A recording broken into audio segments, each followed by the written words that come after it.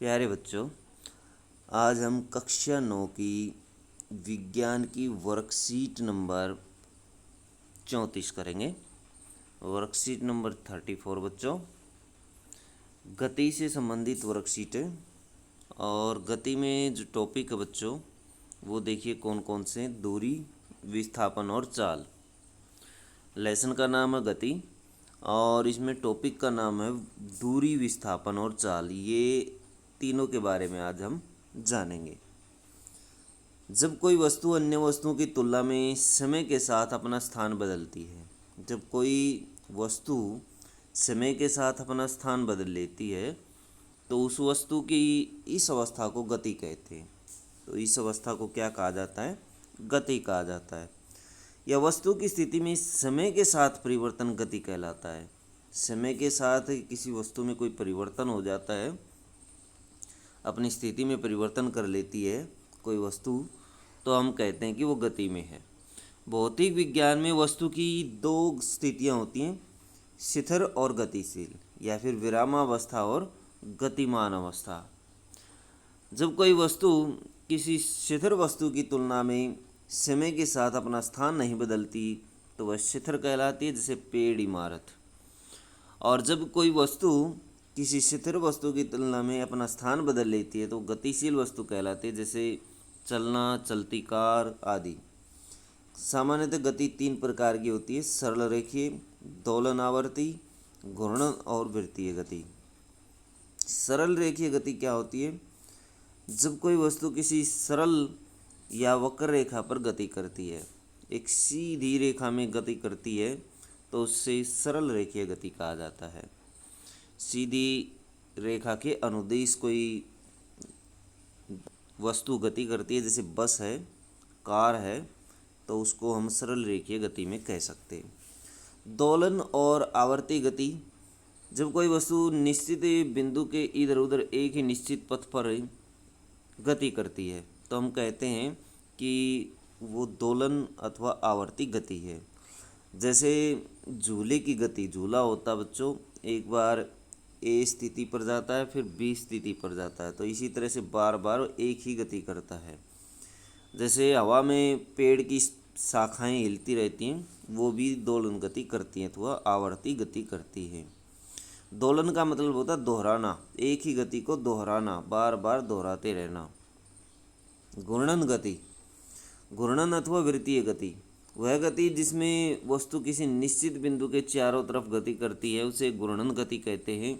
जैसे बच्चों पंखा, पंखा घूमता रहता है, लगातार एक ही स्थिति पर घूमता रहता है, एक ही बिंदु पर घूमता रहता है, इसे घूर्णन अथवा वृत्तीय गति कह सकते हैं। जैसे गाड़ी का पहिया जो होता है वो भी ऐसी ही गति करता है, घूर्णन अथवा वृत्तीय गति ही करता है। हम जानते हैं कि सरल रेखीय गति गति का सबसे साधारण प्रकार है। किसी वस्तु की स्थिति को बताने के लिए हमें कोई एक निर्देश बिंदु की आवश्यकता होती है, हमें एक निर्देश बिंदु की आवश्यकता है जिसे मूल बिंदु कहा जाता है, अथवा बच्चों स्टार्टिंग पॉइंट, जहाँ से हम स्टार्टिंग करते हैं किसी वस्तु की। वस्तु की अवस्था का मूल बिंदु ही यह निर्देशित करता है अथवा निर्धारित करता है कि वस्तु विरामावस्था अथवा गतिमान अवस्था में है। जब भी कोई वस्तु अपने मूल बिंदु से हटती है तो वह गति करती है और समय अंतराल में कुछ दूरी तय करती है। एक वस्तु द्वारा तय किए गए एक निश्चित पथ के माप को दूरी कहते हैं। यह एक अदिश राशि होती है बच्चों, यह सदा धनात्मक होती है, इसका मान शून्य नहीं हो सकता। ऐसा ही पद्धति के अनुसार इसे मीटर में मापते हैं। किसी भी वस्तु द्वारा प्रारंभिक स्थिति से अंतिम स्थिति के बीच तय की गई दूरी कुल दूरी कहलाती है, जबकि एक वस्तु द्वारा उसके प्रारंभिक स्थिति से अंतिम स्थिति के बीच की न्यूनतम दूरी विस्थापन कहलाती है। यह एक सदिश राशि, विस्थापन क्या है बच्चों? एक सदिश राशि है। यह ऋणात्मक और शून्य भी हो सकता है। ऐसा ही पद्धति के अनुसार इसे मीटर में मापा जाता है। तो बच्चों देखिए, ये कोई दूरी तय की गई बिंदु ए से बी और बी से सी। अब हमें मापते हैं दूरी। तो दूरी ए से सी तक मापते हैं तो 3 मीटर ये और 4 मीटर ये, 7 मीटर कुल दूरी हो जाती है। जबकि न्यूनतम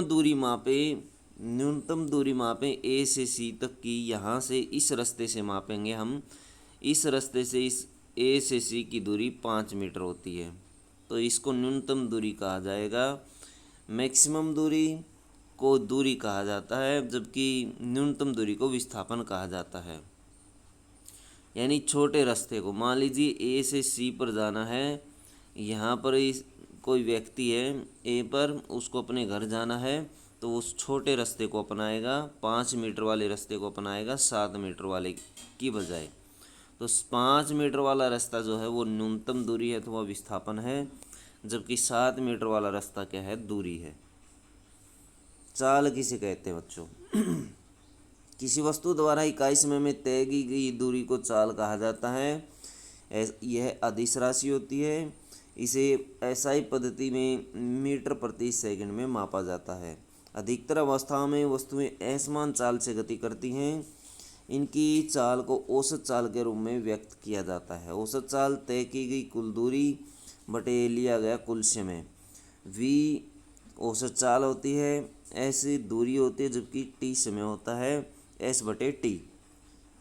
किसी वस्तु की चाल की स्थिति उसकी दूरी समय ग्राफ से ज्ञात की जाती है। किसी वस्तु की चाल जो है वो दूरी समय ग्राफ के द्वारा तय की जाती है।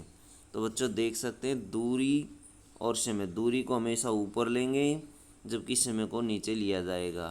तो इस तरह से ये देखिए, एक असमान गति अथवा सीधी रेखा में गति, एक समान गति जो है वो इस तरह से अगर करती कोई वस्तु तो उसका ग्राफ एक सरल रेखीय ग्राफ होगा। विरामावस्था में कोई वस्तु है तो उसका ग्राफ इस तरह से बनेगा, एक सीधी रेखा बनेगा और एक्स एक्सिस के अनुदिश बनेगा। सीधी रेखा एक्स के समानांतर रहेगी। किसी वस्तु द्वारा दूरी समय ग्राफ उसकी चाल को दर्शाता है। दूरी समय ग्राफ क्या दर्शाता है? चाल को दर्शाता है बच्चों। आइए कुछ प्रश्न करते हैं। एक ग्राफ और रहता हमारा असमान गति का। यदि कोई वस्तु असमान गति तय करती है तो उसका ग्राफ इस तरह से कर्व रेखा होगा। अब देखिए क्वेश्चन नंबर 1, दूरी और विस्थापन में अंतर बताइए। तो दूरी और विस्थापन में क्या अंतर है?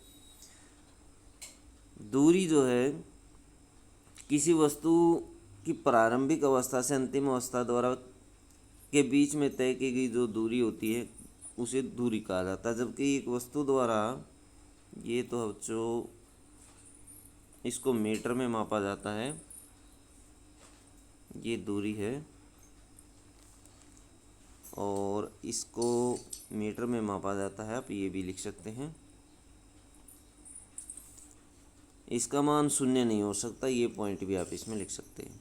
उसके बाद नीचे वाले जितने पॉइंट हैं वो सारे विस्थापन के हैं। ये वाले पॉइंट जो हैं विस्थापन के, तो दोनों में अंतर हो जाएगा। ये 0 हो सकता है, जबकि दूरी 0 नहीं हो सकती। और इसका भी जो मापक है वो मीटर ही है, इसका मात्रक जो है मीटर ही होता है।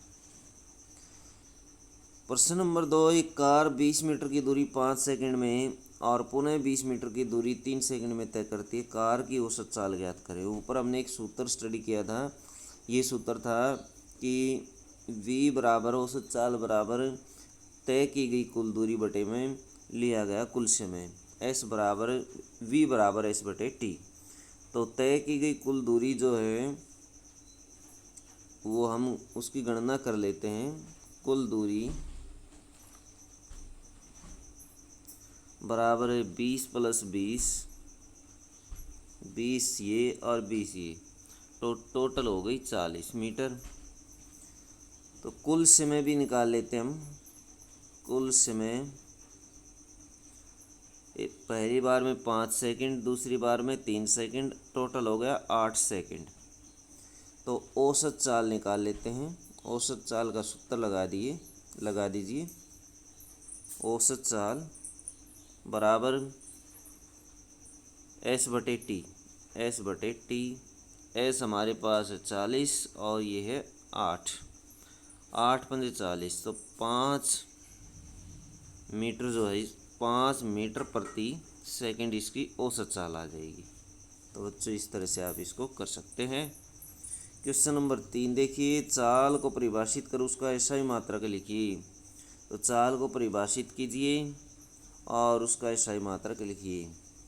तो ये आप इसमें 2 लाइनें लिख सकते हैं, चाल की परिभाषा और इसका एसआई मात्रक। क्वेश्चन नंबर 4 दिया गया है, देखिए दिए गए दूरी सीमेग्राम में ए बी सी में किसकी गति सबसे अधिक होगी। तो बच्चों तीन गाड़ियाँ दी गई है, मान लीजिए, या 3 वस्तु दी गई हैं ए बी सी, ए सी और बी। सबसे ज़्यादा गति अथवा स्पीड पूछी इन्होंने, तो सबसे ज़्यादा स्पीड जो है वो ए की होगी। इन तीनों में सबसे ज़्यादा स्पीड ए की होगी। तो बच्चों ये थी आपकी साइंस की वर्कशीट। वीडियो अच्छी लगे तो लाइक करें, हमारे चैनल को सब्सक्राइब करें।